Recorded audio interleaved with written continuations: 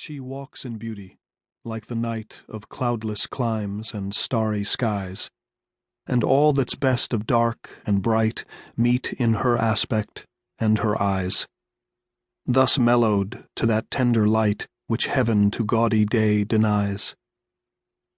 One shade the more, one ray the less, had half impaired the nameless grace which waves in every raven tress, or softly lightens o'er her face, where thoughts serenely sweet express how pure, how dear, their dwelling place.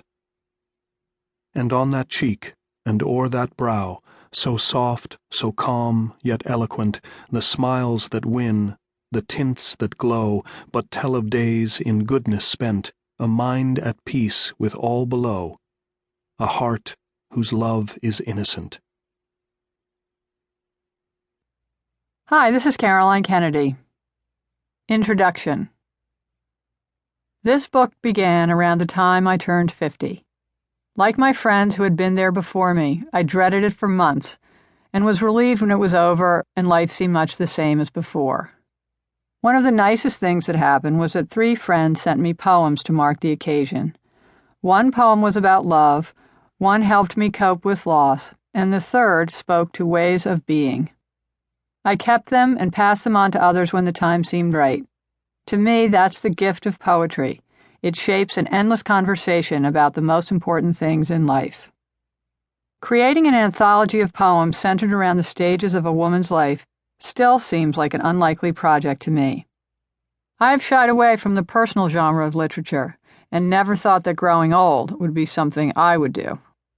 Perhaps that's because in my family, my cousins and I still refer to our parents' generation as the grown-ups, although most of us are in our 50s. But there seemed to be something profoundly different about hitting the middle-age mark, a sense of accomplishment, an emotional reckoning, and a feeling of renewed possibility about the future. All that and a tiny terror of sliding down the hill into a crumpled heap of old age.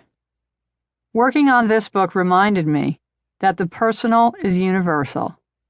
Being a woman is a profound part of who I am, and sharing emotions and experiences is the best way we can help ourselves and others. Approaching middle age made me appreciate my deep connection to the women I have grown up with, worked with, and whose children have grown up with mine. We have learned what's important. We can look back as well as forward, and we have the chance to weave the choices we have already made into the changes we want to bring to our lives. Reading poems can help bring clarity and insight to emotions that can be confusing or contradictory. Women have always been at the center of poetry. Throughout history, we have been its inspiration, and more recently, women are the authors of the most profound poetry of our time. One of the oldest known poets in the world is a woman, Sappho, and her fragments of verse are as emotionally piercing today as the work of many modern writers.